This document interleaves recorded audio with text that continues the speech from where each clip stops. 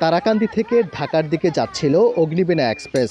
সোমবার ভোর ৫টা ১০ মিনিটের দিকে গফরগাঁও রেল স্টেশনের কাছে শালটিয়া মাঠখোলা এলাকায় লাইনচ্যুত হয় ট্রেনটি।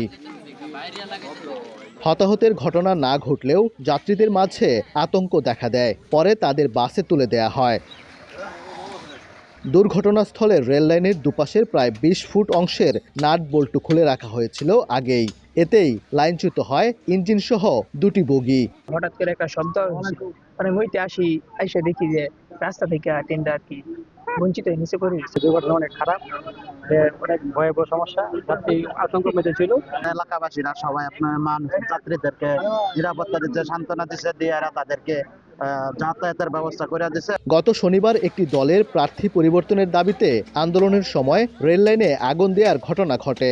রেললাইন খুলে ফেলা সেই ঘটনার অংশ কিনা সেই প্রশ্নও আসছে সামনে। ৩ দিন যাবত যখন গফরগাঁও এই ঘটনা, রেললাইনে আগুন দেয়, তাহলে রেলের যে কোনো মুহূর্তে ক্ষতি করতে পারে। এটা রেলওয়েতে যারা চাকরি করে তাদের উচিত ছিল যে এই অন্তত পৌরসভার এরিয়াটা একটা কেয়ার করা। ঘটনার পরই ঢাকা ময়মনসিংহ রুটে রেল যোগাযোগ বন্ধ হয়ে যায়। বেলা ১১টার দিকে ঢাকা থেকে উদ্ধারকারী ট্রেন ঘটনাস্থলে গিয়ে লাইনচ্যুত বগি উদ্ধারে কাজ শুরু করে। ঘটনা তদন্তে গঠন করা হয়েছে কমিটি। ৫ সদস্য বিশিষ্ট একটি কমিটি গঠন করা হয়েছে। উদ্ধার কাজ পরবর্তীতে আমরা এটা কারা কীভাবে হয়েছে এটা অনুসন্ধান করব। ট্রেন লাইনচ্যুত হওয়ার ঘটনায় চলাচল বন্ধ থাকায় আটকা পড়ে দুটি ট্রেন।